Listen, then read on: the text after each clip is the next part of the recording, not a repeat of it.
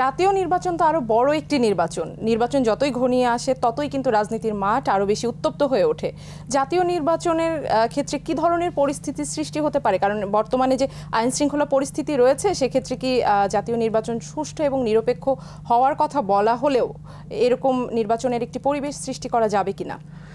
দেখুন, আমরা বেশ কিছুদিন যাবৎ আইন শৃঙ্খলা পরিস্থিতি যে অবনতির দিকে দেখছি, এটা দিয়া আমরা সন্দেহ পোষণ করছি যে এটা দিয়ে জাতীয় নির্বাচন, এই প্রশাসন দিয়া, এই গভর্নমেন্ট দিয়ে, ইন্টারিম দিয়া জাতীয় নির্বাচন সুষ্ঠু আদৌ সম্ভব কিনা।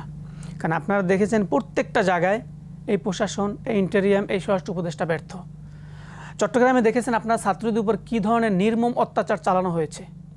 সেখানে চট্টগ্রাম বিশ্ববিদ্যালয়ের টিচাররা, প্রফেসররা এবং ওখানের ভিসি স্যার নিজে সেনাবাহিনীকে এবং প্রশাসনকে ফোন দিয়ে কোনো ধরনের সহায়তা পাচ্ছে না। একটি বিশ্ববিদ্যালয়কে যদি তারা নিরাপত্তা দিতে ব্যর্থ হয়, তাহলে এই ইন্টারিম দিয়ে তারা কিভাবে এত বড় বৃহত্তর পরিসরে একটা নির্বাচন তারা অনুষ্ঠিত করবে। দেখেন, জাতীয় পার্টির অফিসের সামনে অলওয়েজ পুলিশ দিয়ে পাহারা দেওয়া হচ্ছে। কেন পাহারা দেওয়া হচ্ছে? জাতীয় পার্টি তো সেই পার্টি যারা 2014 সালে একতরফা নির্বাচনের বৈধতা দিয়েছিল। জাতীয় পার্টি তো সেই পার্টি যারা 2018 সালের রাতের অন্ধকারের সেই ভোট ডাকাতির নির্বাচনকে তারা বৈধতা দিয়েছিল। 2024 সালে ডামি ইলেকশনের তারা বৈধতা দিয়েছিল। এমন একটি পার্টিকে সরকার প্রোটেক্ট করছে, স্বরাষ্ট্র উপদেষ্টা প্রোটেক্ট করছে এবং সেনাবাহিনী সেখানে সেনা মোতায়েন করে। স্বরাষ্ট্রমন্ত্রী এমনকি আমাদেরকে দ্বিতীয়বার যখন দেখছেন, আমাদের কিছু নেতাকর্মী জাতীয় পার্টির আস্থানা ওখানে যেহেতু ভাঙচুর করেছে কিছু জনতা স্থানীয়, তখন দেখেছেন যে কিভাবে পুলিশ আবার ওখানে টিয়ার সেল ছেড়েছে, লাঠিচার্জ করেছে। তাহলে আমাদের প্রশ্ন হলো যে ঢাকার বিভিন্ন স্থানে প্রতিনিয়ত নিষিদ্ধ সংগঠনের মিছিল হচ্ছে, ঝটিকা মিছিল হচ্ছে বিভিন্ন জায়গায়। তা প্রশাসন এখানে নীরব কেন?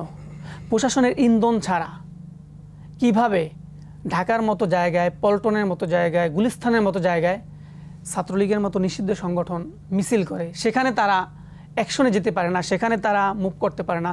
চট্টগ্রামে আমাদের ভাইদেরকে মেরে রক্তাক্ত করে মৃত্যুর কোলে ঢেলে দিচ্ছে, সেখানে প্রশাসন সম্পূর্ণ ব্যর্থ। তাহলে প্রশাসন কি শুধু গণ অধিকার পরিষদকে দমন করার জন্য এখন মাঠে কাজ করছে? আপনারা কি তাই মনে করছেন? আমাদের তাই মনে হচ্ছে। নূরবাইয়ের উপর হামলাটা সম্পূর্ণ আমরা মনে করি একটা পরিকল্পিত, না বলবো সুপরিকল্পিত। এটা দ্বারা একটা প্রশাসন, আমার মনে হচ্ছে প্রশাসন একটা বার্তা দিচ্ছে এই দেশের অন্য রাজনৈতিক দলকে যে 24-এর অভ্যুত্থানের একজন মহানায়ক এবং গণ অধিকার পরিষদের মতো একটি দলের সভাপতিকে যদি পিটিয়ে আমরা রক্তাক্ত করতে পারি, তাহলে আপনারা কারা?